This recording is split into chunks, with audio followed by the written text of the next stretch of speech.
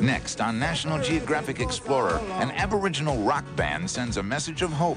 I'm dreaming of a brighter day when the waters will be one. In a fresh mix of ancient and modern traditions. Dramatic performances and rare tribal footage are changing the way people view Australia's first culture. Then, in Africa's Serengeti, the female hyena dominates the clan. Though gentle... Explorer... Role? That's a question you probably haven't heard before on Explore. But then you probably haven't met anyone like Mandawe Yunupingu, the man in our cover story. He's an Australian Aboriginal rock star. For many rock stars, the money buys big cars, expensive clothes, and a lot of distance between them and where they grew up. By contrast, Yunupingu has used his fame to help his people. Through his music, he's trying to bring different cultures and what seem like different centuries into a harmonious relationship. From Australia, Yothu, Yindi. Yothu, Yindi. Very good.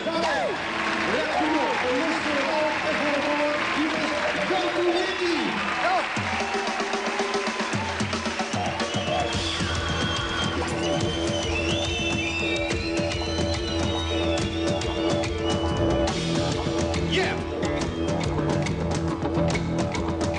Same song, different feel. We're talking about building bridges, and there's nothing like music to unite people. I'm Mandawe Yunupingu. I'm a crocodile man. I'm also songwriter and lead singer with the rock band Yothu Yindi. My name Yunupingu means rock. A rock that stands against time. Watching Mother Nature around me, woman creates history.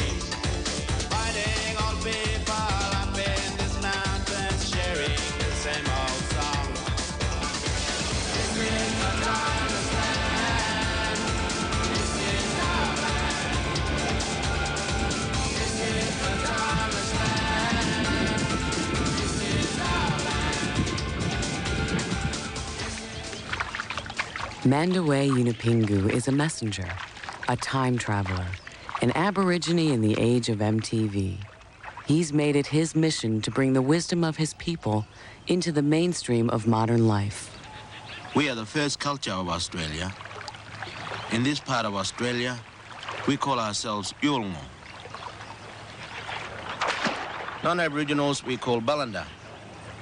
Most Balanda have no idea about our lives, our culture, our country. Most have never even met an Aboriginal person. He seems an unlikely candidate for international rock star, a semi-nomadic tribesman from Australia's isolated northern coast. But his band's success is rooted here, where his clan and tribal values were born. I'm here with my family, my wife Yalmay, and my 6 daughters. It's important to get the kids out of the house and away from the TV once in a while. I want them to get a taste of traditional life so they can grow up having the best of both worlds.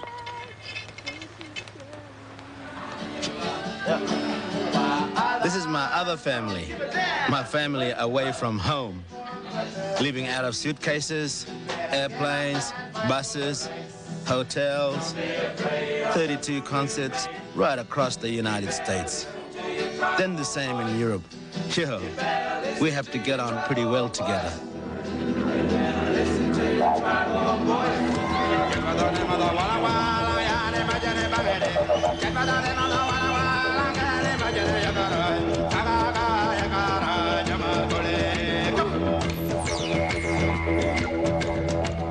Any band can call themselves a family, but Yothu Yindi has the ties, by blood and tribal law, to prove it.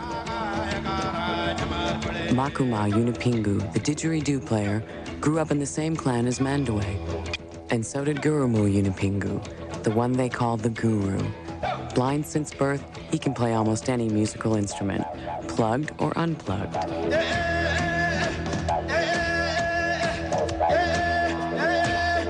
Even the white members of the band have been adopted into native clans.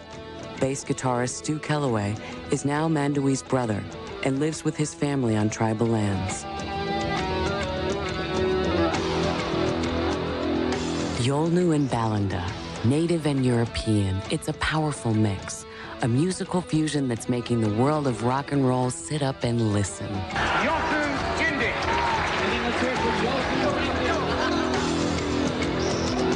Visit WPGC 95 DC. It's me. It's Albie D. I got an artist in here. The group is called Yothu Yindi. The group is Aborigine, right? That's right, yeah. And how old is the music of the Aborigines? It's never been like measured, right? But we just talk about Dreamtime, like, you know, where it began. But people generally talk about 80,000 years. Really? Yeah. Wow.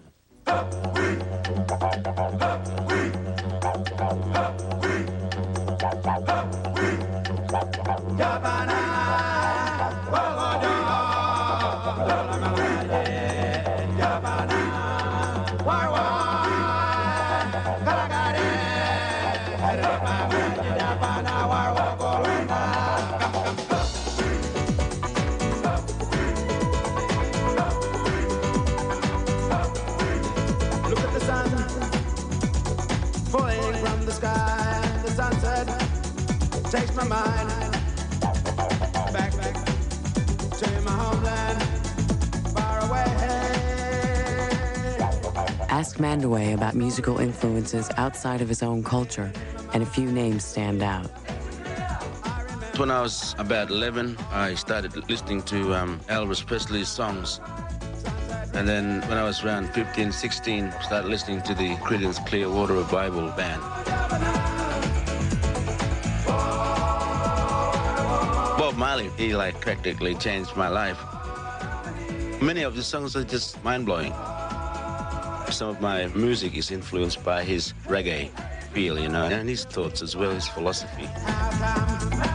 You ain't fair to the people of the land. Dry my sunset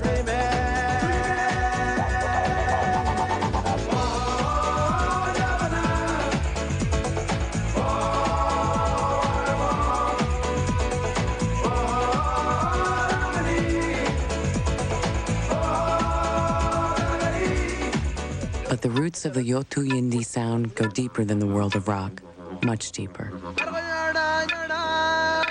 All the traditional songs and dances we perform publicly have to be approved by a council of elders, men and women, to make sure that no forbidden aspects of our culture are revealed.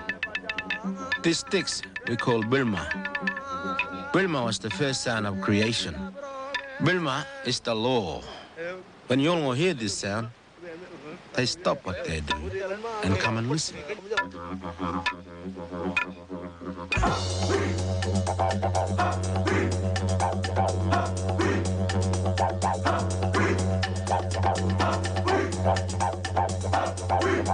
When this band rocks, they're tuning into sounds and sources that go back tens of thousands of years to the birth of the Yolnu people. Ceremonies have precedence over everything. We've canceled gigs to come home and complete a ceremony.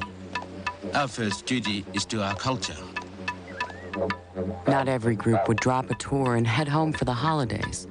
But this ceremony is a crucial event in the Aborigines' calendar, the Jungwan, a time when young boys come of age and are circumcised, a time for passing on the secret wisdom of the tribe. Many of our Gomaj clan are being painted with the water goanna. It is a mysterious lizard which seems to be able to breathe underwater like a fish. So it symbolizes the mystical dimension of life, the unseen world.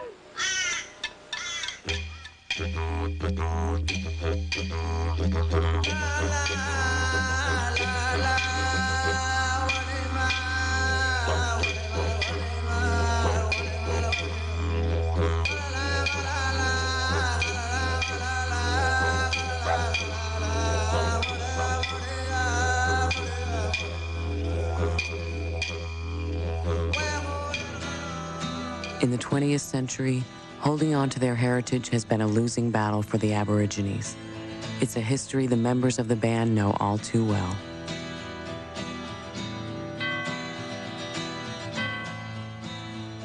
The first whites to settle in Australia's Northern Territories were missionaries, bent on converting the natives to the word of Christ.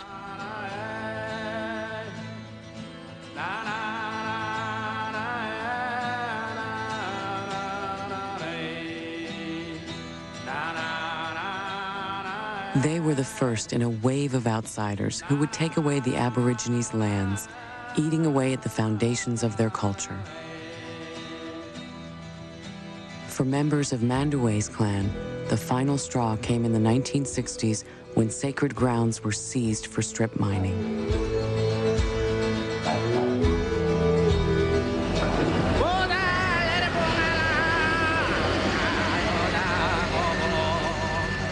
Rage at the loss of tribal lands fueled the fight for Aboriginal rights.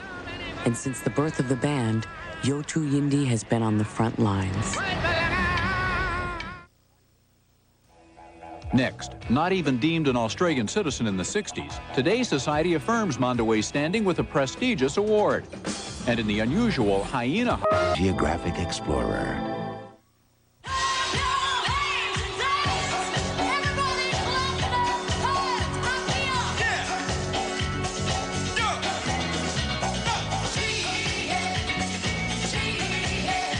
The band's breakthrough hit, Treaty, has become an anthem for the Aboriginal movement. A cry for justice, for land rights and civil rights. The song's message has struck home all across Australia. Words are easy, words are cheap. Much cheaper than our priceless land. But promises can be... Treaty was a song that was able to reach out to kids in particular. Those kids that are going to school, all of a sudden they're starting to hear this music which has a message about the state of Aboriginal people's rights. The kids take it to their parents and they start talking about it. The parents know about it and suddenly they want to be part of something that will mean change.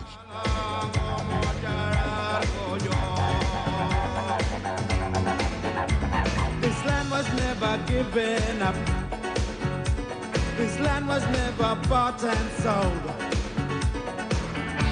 The planting of the Union Jack never changed our law at all. Now the rivers run their course, separated for so long. I'm dreaming of a brighter day when the waters will be one. More than just a singer, Mandue's a leader and a teacher who's helping both sides of Australian culture face each other and come to terms. It's an invaluable role and one reason Mandue was named Australian of the Year. But the honor means little to Mandue compared to the gains for his people.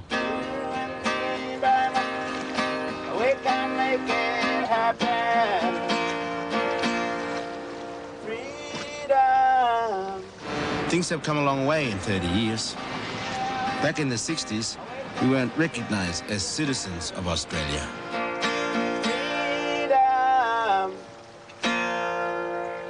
It's important now that attitudes and laws are changing, that Aboriginal Australians have strength in unity and take a leading role in shaping the changes that are coming. But we must still remain faithful to our culture. This white place for ceremonial purpose, we put these young boys to, so I can teach them dance today, this afternoon. Our culture has been evolving for tens of thousands of years. It's a living thing. Our way of seeing, our beliefs, our art and music, our kinship with all other living things.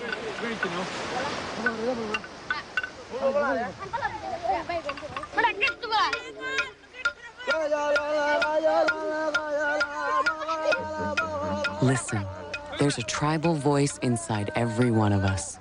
Find it, free it, celebrate it.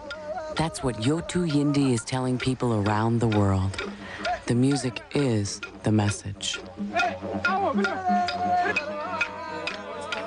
If I don't celebrate my existence through song and dance, then I don't have the law.